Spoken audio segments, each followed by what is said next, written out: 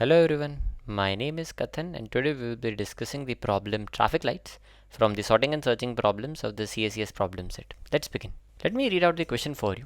There is a street of length x whose positions are numbered 0, 1, so on till x. So basically we just have a horizontal line where we have positions marked like 0, 1, so on till x. Initially there are no traffic lights, but n set of traffic lights have to be added to the street one after the another. So we'll place some lights in these positions like 1, 2, so on, so forth. So we have those positions defined and we want to place n traffic lights one after the another. This is important. Our task is to calculate the length of longest passage without traffic lights after each addition. So what does this mean? Initially, you have a street defined like 0 till x. So there are no traffic lights present. So initially the longest passage with a traffic light is simply what? X minus 0. But once you place a traffic light, it will be split into two parts. So after that placing a traffic light, you will have to return the longest passage. So it will be split into two parts. So you just return me the longest passage without traffic light. So one of those. Similarly, that's the question is asking, right? So after each addition, you tell me the longest passage without traffic lights. In the input, we have like first line contains two integers, x which represents the street length and n representing how many traffic lights will be inserted. And these n, you can find the positions of those traffic lights in the next line, p1, p2, so on to pn. Now this interesting thing about this p1, p2, pn will be, of course, since you want to insert in the street, they will lie in range 0 and x, right? So you are going to insert traffic lights in coordinates 1, 2, 3, so on till x. Fine. And output after each addition, you tell me the longest passage of the traffic lights. So I'll take this example on iPad, but that's what you want to do, right? So initially you have no traffic lights in your street, and after you add each of the n traffic lights, right? After each addition, you tell me the longest passage without traffic lights. Okay, so let's discuss the constraints and example on iPad, but I guess the question is very clear at the high level overview. So let's move on. First things first, let's talk about constraints here a bit. Now you know that n, the number of traffic lights that you're going to insert, was as high as 10 power 5, right? And after each insertion, you have to actually tell me what is the longest passage without traffic lights. And to define that longest passage, we also need information about the street length, which is as high as 10 power 9. So what does this simply say is you have two bounds on your street, one is at 0 and one is at x, and between these here, the positions where you insert is actually belonging to 1 to x minus 1. Here there will be n additions, and after each addition, you tell me what is the longest passage without any traffic light. So all in all, you can say the number of operations will more often than not depend upon this after an insertion of traffic lights, right? So you'll have to think about maybe can I do order of n square? If you do order of n square, then you will consume 10 power 5 into 10 power 5, which is 10 power 10 number of operations, but you cannot do that. In 1 second, you cannot do more than 10 power 8 operations. So order of n square is out of the picture. So you'll have to definitely do something better than that. That is n log n, or maybe order of n, or so on, maybe less than that, right? So why am I thinking about in terms of n? Because I know I have to perform n additions, right? So the operations actually are depending upon the addition of traffic lights. That's why. All right. So let's take an example test case and try to understand this question a bit more. I'll take the same example that was given to us. So n was 3.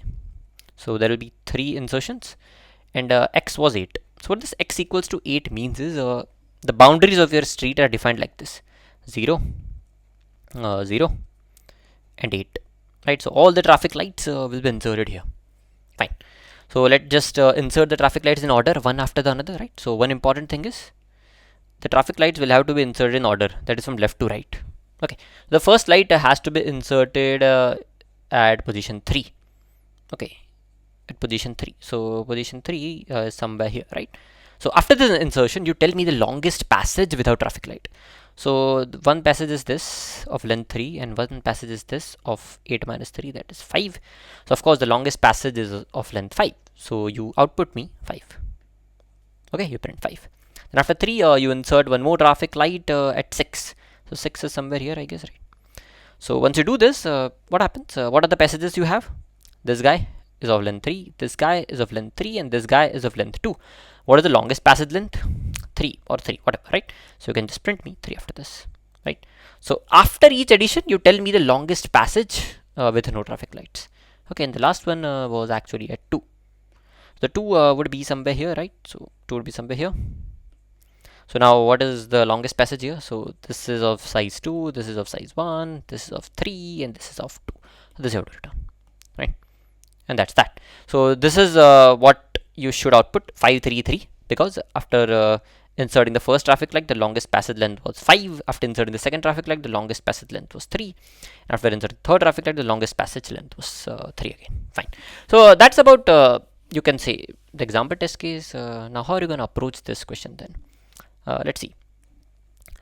Approaching the question. Now to approach the question, my first inclination would be to just try to simulate the procedure of adding traffic lights in an efficient manner. If I can do that, it would be great, right?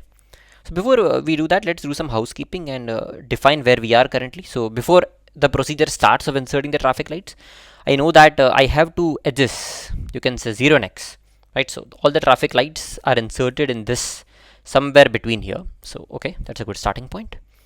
And we have to process all of them left to right, or you can say in order. We have to process traffic light insertions in order they come. In order they come. Fine. So these two are very important points. Now let's start. If you want to do this, what will we need? Like whenever we start here, right? So we start from this clean slate. We have two edges, or you can say boundaries or poles, whatever, at 0 and x. Now whenever a traffic light comes, you may have to insert it somewhere, right? So you may have to insert it somewhere here, right? So maybe that position is maybe, let's say, pi, right? So you'll have to keep track of positions of traffic light. So maybe you will need a storage, let's just call it a ds1, this data structure 1, to keep track of positions. Let's take it very slow and try to approach this question of what you're trying to achieve. I'm not telling you to remember any data structure for such tasks, but let's see what are our requirements, and maybe we can figure out what we actually need. So we need a data structure to keep track of positions, right? Okay, that's a fair thing to do, to keep track of positions. And also after we insert, the passage lengths also change, right? So initially when there was no insertion, the longest passage without any traffic light was x. But as soon as you insert some pi, or even let's say afterwards again some more traffic light, the passage lengths change, right? So you can say all the passage lengths that you have available right now change, right? So initially, if you see here, guys, initially you had so before any insertion, the largest passage length was 8. But after, let's say, this 3 was introduced, this 8 passage length was gone, and then 3 passage length and 5 passage length was introduced. Right? And after you inserted, let's say, 6, this 5 was gone, and then 3 and 2 was introduced. Then after you introduced this 2, this 3 was gone, and 1 and 2 was introduced. So in a way, you also need to keep track of passage lengths. Okay, let's go it step by step. Let's not hurry anything, but yeah, we know that we need to keep track of positions, and we also need to keep track of passage lengths. Okay, that's a good thing. Let me write it here. So we also need a data structure to keep track of passage lengths. Let me be, you can say, lazy here and write this passage length, but you got the point, right? So p length is actually passage length. All right. Now, what actually happens when you insert a traffic light? What actually happens? Let's see. These two is fine, so we need these two. It's a good starting point. Now, let's say you have inserted some traffic lights and you have answered their question, but and let's say these are the boundaries: 0, x, some traffic lights here, some traffic lights here, some traffic lights here, so on and so forth, right? And now you have to insert a traffic light at this position. Okay, you want to insert a traffic light at this position. Now, when you insert a traffic light to this position, what changes happen? The first obvious thing is we will need to perform an insertion here, right? So there has to be a insertion here, and that to an efficient insertion, right? Because we want to keep track of position, so there will be an efficient insertion needed here because we are keeping track of positions. Now passage lengths also change, right? And how does the passage length exactly change? Can you let me know here? See, whatever the passage lengths were here are unaffected. You agree with me there, right? When you place this guy here, it has nothing to do with the passage lengths which are available here, or you can say the empty passages here, right? The empty passages in this portion you have nothing to do with. This guy, this traffic light, has no business with all the empty passages in this position or in this portion. And this guy also has nothing to do with, no business to do with all the empty passages in this portion. We already saw it here, right? So when you inserted this 6, it had nothing to do with all the empty passages in this region or something after 8, but it was not there, so it didn't change anything here, right? In other words, let's say when you try to insert this guy here, it had nothing to do with all the empty passages in this portion. You can see this, right? So what I'm saying here is, guys, when you insert a traffic light, the only affected empty passage is this one. Which one? This one. Or in other words, the empty passage is defined by one guy just greater than it and one guy just before it. So before insertion, okay, before insertion, the passage length that will actually be affected will be which is defined by one guy greater than it and one guy before it. And this is also true when you are inserting the first traffic light. So when you are inserting the first traffic light, the only empty passage that gets changed is this one, right? So defined by the guy one less than it and one greater than it. So this you agree with me, right? In other words, what you have to do here is we have to remove a passage length. Which one? This one, right? And you remove that passage length and 2 new passage lengths have to be added, right? This passage, this empty passage before this guy was added, will now be split into 2. So first we remove a passage, then we also need to do a insertion, right? So there are 2 insertions basically, but yeah, we have to do removal and then insertion, and all this have to be performed optimally. All right. So I guess if we know this question is solved. Can you see it? We need here efficient insertion of positions. Okay. We need here efficient removal of passage lengths. Also, we need to find efficiently one guy greater and one guy before. Okay. What is this guy? Before you've inserted this, what is the smallest value greater than this value? So what I'm saying is, what is the smallest value greater than x?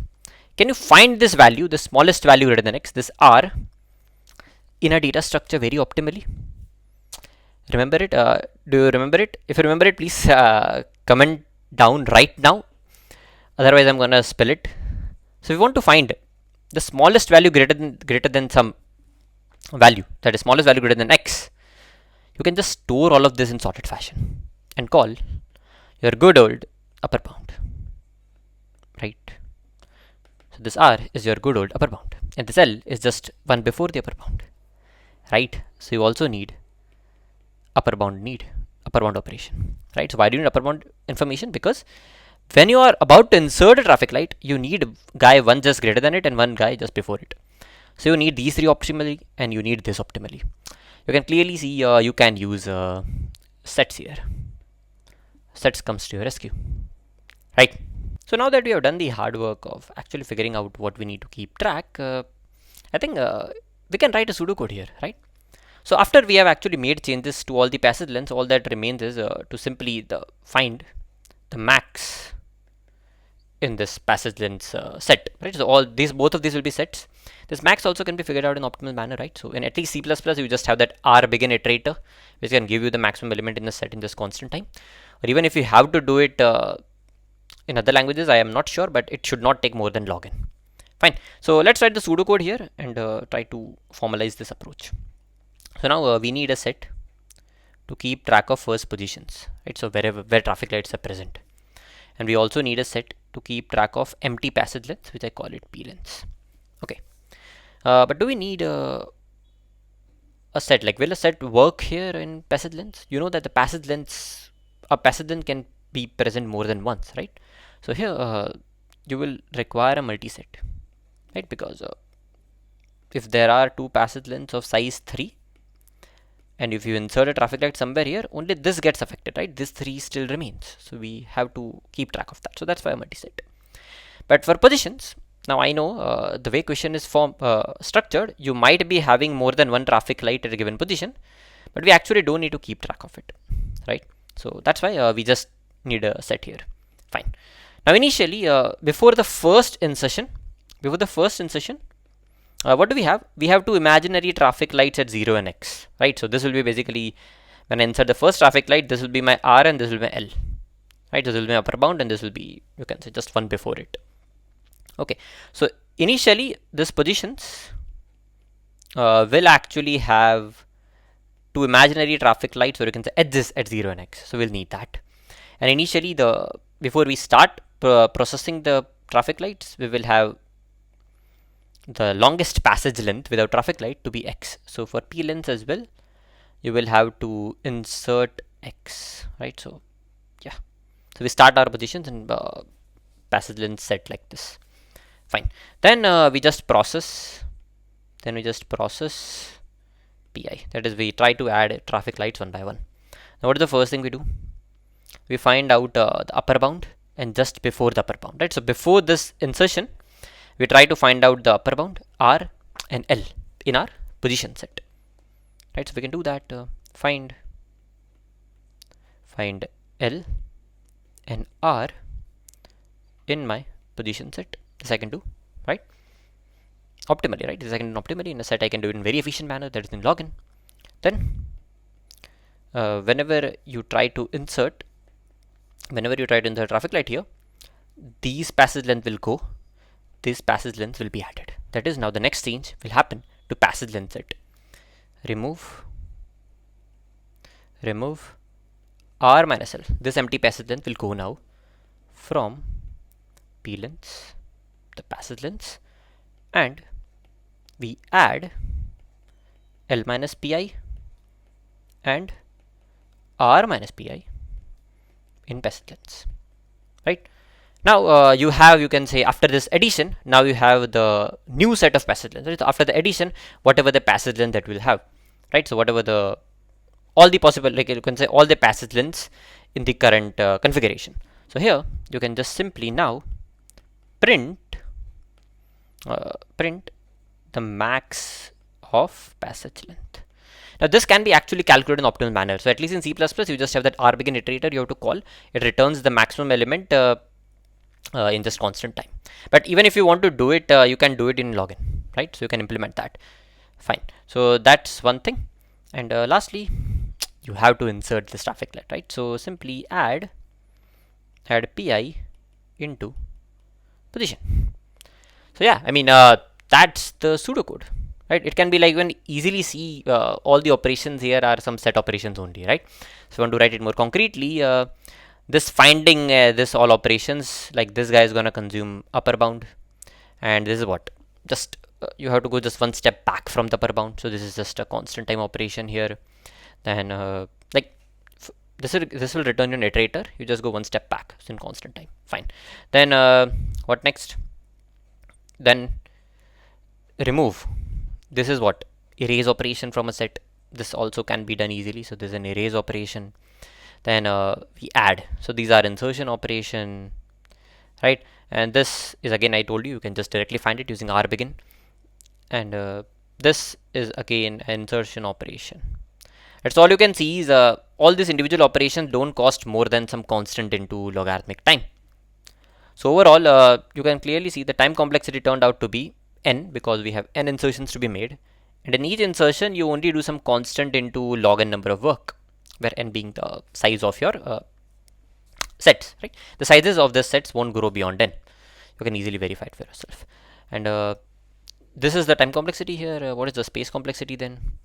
You are storing some positions and you are storing some passage lengths. So yeah, order of n time complexity will be required here, right? So that's about, sorry, space complexity. So this is the time complexity, n log n. We can definitely do it in that time. And space complexity, order of n. So yeah, I mean, that's about the approach. If you have understood the explanation till now, please comment understood in the comment section of the video right now, and we can move on to the coding part and wrap up this video. Alright guys, so here's the code. First we take the input x and n. X defines the street and n is the number of additions of traffic lights that we're going to do. Then I define our multisets for empty passage lengths and for the positions of the traffic lights. Then we first insert the two boundary poles, right, so to help us start with the procedure. So we have two imaginary traffic lights at 0 and x. Then we have, like initially we only have one empty passage from 0 to x, that is the passage length will be here x. Then we start processing the additions one after the another, right? So we insert the traffic lights one after the another. So we first take the input position where you would insert the traffic light. First we find the right, which is actually the upper bound. Then we find the left. Left is just first I assign left to right and then go one step back. So I have left and right. So these are the iterators. Then I take out the values, right? Then what I do, I remove the passage length. That is, this passage LR gets split into two passages, L to P and P to R. So first I remove this passage length, then empty passage length, and then I add P minus L and R minus P, two new empty passages, right? The important thing, if you notice here, first I am finding R minus L and then erasing it. Don't simply erase R minus L directly, because if you simply erase R minus L, it will remove all the copies of R minus L. You don't want to do, right? When you split an empty passage of length 3 into two parts, you only want to remove the one occurrence of that passage length 3, right? You don't want to remove all the occurrence of passage length. Fine. So that's why you first find and then erase. This is very important here. Then we simply print the maximum passage length, right? And then we place the traffic light at position P and the procedure repeats. So I mean, yeah, that's about the code and the time complexity. We already discussed this n insertions happen here, and for each insertion we don't do more than some constant logarithmic factor of work. Space complexity order of n for positions as well as the passage lengths that we store. So I mean, that's about this video. If you have understood it and if you got something out of it, please give it a thumbs up, and I'll see you in the next one.